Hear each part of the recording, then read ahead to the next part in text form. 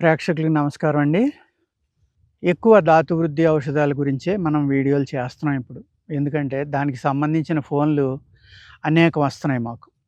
ఏది వాడుకుంటే బావుంటుంది? ఎలా వాడుకోవాలి?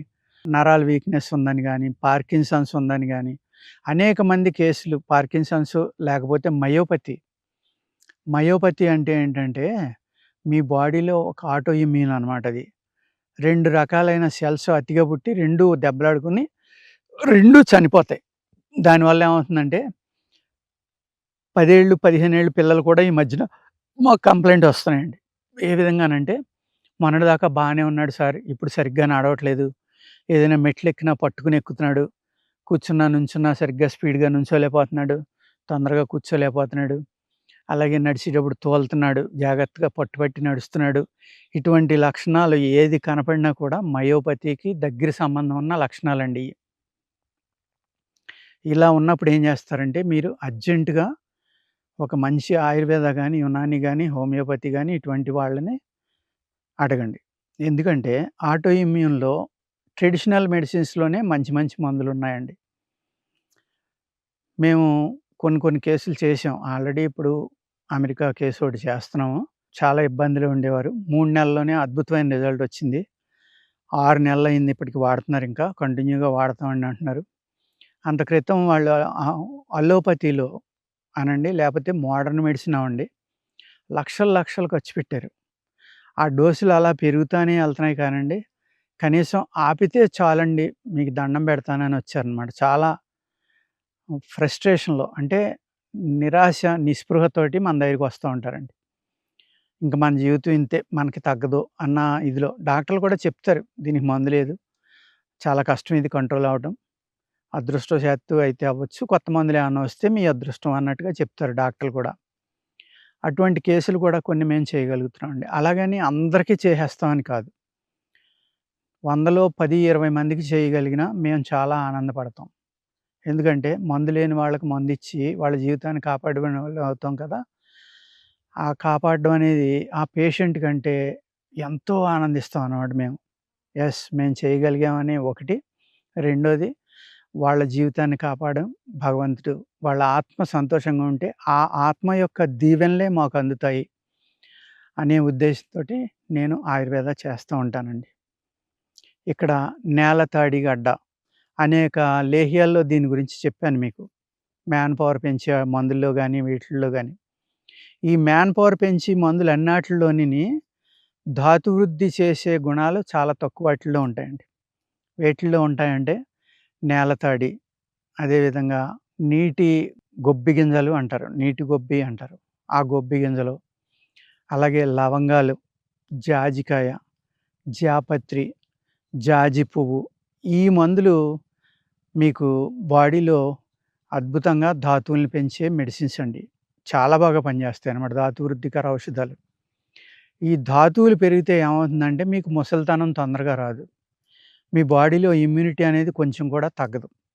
తగ్గకపోతే ఏమవుతుందండి, ఆటోమేటిక్‌గా ఆటో ఇమ్యూన్ ప్రాబ్లమ్స్ మీ బాడీలో ప్రవేశించవనమాట. అదేవిధంగా రక్తశుద్ధయ్యి మీ బాడీకి అంతా ఆక్సిజన్ అంది బలంగా ఉంటారు కాబట్టి, ఒక బీపీలు, కొలెస్ట్రాల్‌లు, డయాబెటీసు లేకపోతే వచ్చినా కూడా మిమ్మల్ని అయి డామినేట్ చేయలేవు, మీరు బలంగా ఉన్నంత సేపు. అందుకు ధాతు వృద్ధికర ఔషధాలనేది తప్పనిసరిగా వాడుకోవాలండి. పూర్వం అనేక మందులు ఇచ్చేవారు. వైద్యులు వర్షాకాలం వచ్చేసరికి రైతులందరూ వరి చేలు ఉన్నవాళ్ళు వరి ఉడుపులయిపోయి, మిగిలిన వాళ్ళకి కూడా వర్షాకాలం పెద్దగా పొలంలో పని ఉండదు కాబట్టి, ఊళ్ళో అరుగుల మీద కూర్చొని కాలక్షేపం చేసేవారు. ఆ టైంలో చక్కగా ఒక ఆయుర్వేద వైద్యుడు, ఒక అత్తర్ సాహిబ్ అనేవాళ్ళం, సెంట్లు అమ్మేవాళ్ళు వచ్చేవారు. అందరికీ తలో బాటిలు సెంట్ ఇవ్వడం.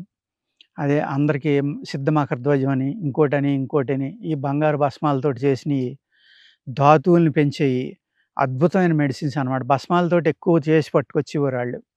నేను భస్మాల గురించి చాలా తక్కువ చెప్తున్నా. భస్మాలతోటి చేసి మందులైతే అనేకం ఉన్నాయండి. ఏది మైగ్రేన్‌కి గానీ, కీళ్ళ నొప్పులు గానీ, సొరాటిక్ ఆర్థరైటిసు, ఆర్థరైటిసు ఇలాంటి ఆటిలకి ఎన్నో ఆటిలకి మందులున్నాయన్నమాట. మనకి ఇక్కడ దౌర్భాగ్యం ఏంటంటే, అమెరికాలో బంగారు భస్మం చేసి బ్రెయిన్ క్యాన్సర్ మీద వాడుతున్నారు. అద్భుతమైన రిజల్ట్ వచ్చిందని గూగుల్‌లో మీరు చూసుకోండి దొరుకుతుంది. కానీ అది వాళ్ళు ఆడితేనేమో సంసారం. మనం వాడితే వ్యభిచారం. అర్థమైంది కదండీ! ఈ మన పూర్వీకులు చాలా గొప్పవాళ్ళు గాబట్టి, ఈ మెటల్స్ ఏయైతే ఉన్నాయో అన్నాటిలతోటి భస్మాలుగా తయారు జేసి ఈవెన్ పాదరసం కూడా. పాదరసాన్ని అత్యధికంగా వాడేవారు మన ఆయుర్వేదంలో.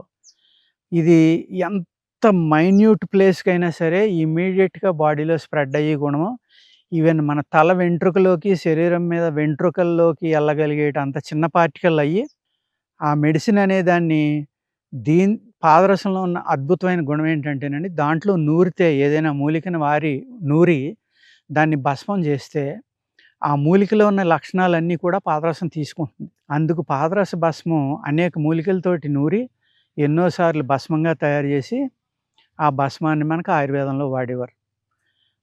అది మనం మూలిక వాడితే ఒక నెలకొచ్చే రిజల్టు, ఈ భస్మాలతోటి కలిపిన మూలికలతోటి భస్మాలు చేసినయయితే చాలా తొందరగా అనమాట. రోజుల్లోనే మీకు ఆ రిజల్ట్ కనపడుతుంది. అంత అద్భుతం అనేది ఈ ధాతువులు, ఉద్దికర ఔషధాలు, భస్మాల ద్వారా చేసినయి చాలా బాగా పనిచేస్తాయండి. ఈ నేలతాడనేది సంతానం కలిగించటంలో గాని, లేకపోతే టీబీ తగ్గించడంలో గాని, వైట్ డిశ్చార్జ్, రెడ్ డిశ్చార్జ్ లేతే శుక్రంలోని, లేకపోతే స్పెర్మ్‌లోని కొంతమందికి ఒక బ్యాక్టీరియా లాంటిదుంటుంది. స్పెర్మ్ బానే రిలీజ్ అవుతుంది. అలాగే అందులో లైవ్ సెల్స్ కూడా బానే ఉంటాయి. తర్వాత ఏమవుతుందంటే ఆ రిలీజ్ అయినప్పుడు ఈ ట్రాక్‌లో గాని వాళ్ళ ఎక్కడైతే గాల్ బ్లాడర్ గాని, టెస్టికల్స్ వాటిల్లో ఉన్న బ్యాక్టీరియా ఏం చేస్తుందంటే రిలీజ్ అయిన కొద్దిసేపటికే దాన్ని చంపేస్తుంది. కొంతమందికి బాడీలో ఉండగానే చంపేస్తుంది. ఈ బ్యాక్టీరియా ఆటిలిని తినేస్తుందనమాట. తినేయటం వల్ల ఏమవుతుందంటే కౌంట్ ఉండదు అందులో. లైవ్ కౌంట్ ఉండదు చాలా మందిలో. అంటే అయితే సంతానం లేమనే ప్రాబ్లమ్ ఉందో వాళ్ళల్లో. జెంట్స్‌లో ఉన్న ప్రాబ్లమ్ అన్నమాట ఇది. లేడీస్‌లో ఉన్న ప్రాబ్లమ్ కాదు నేను జెప్పేది. వాళ్ళకి ఆ యొక్క స్పెర్మ్‌లో ఉన్న, శుక్రంలో ఉన్న చెడు గుణం ఏదైతే ఉందో దాన్ని నిర్మూలించడానికి నేలతాడి అనేది ఒక అద్భుతమైన మెడిసిన్ అండి. దీన్ని మీరు రోజు ఒక పావలా ఎత్తు నుంచి రూ. 10 అంటే 2.5 గ్రాముల నుంచి 5 గ్రాములు కొబ్బరి నీళ్ళతోటి తీసుకోవాలి. కొబ్బరి బొండం నీళ్లుంటాయి కదా! అయి ఆ బొండం తెచ్చుకొని కొట్టుకొని, ఆ నీళ్ళల్లో దీన్ని ఒక 2½ గ్రామ్స్ నుంచి 5 గ్రామ్స్ దాకా కలుపుకొని మీరు డైలీ తాగారనుకోండి, అద్భుతమైన శక్తినిస్తుంది మీ శరీరానికి. అలాగే మీ యొక్క ఈ స్పెర్మ్‌లో ఏదైతే చెడిపోయిన ఈ బ్యాక్టీరియా వల్ల చెడిపోయింది ఉందో, ఆ బ్యాక్టీరియాని నిర్మూలించి మీ స్పెర్మ్‌కి మళ్ళీ లైవ్ కౌంట్ పెంచి చాలా చక్కగా పనిచేస్తుందనమాట. ధాతు వృద్ధికర ఔషధం ఇది నేలతాడి. బలాన్ని పెంచేది ఏర్పాటుగా ఉంటుంది. అలాగే మీ స్పెర్మ్‌ని క్వాంటిటీ పెంచేది ఒక రకం ఉంటుంది. అన్ని రకాలుగా మీ muscle growth, nervous system strength అయ్యి, ఎముకలు బలం ఇచ్చేయి కొన్నుంటాయి.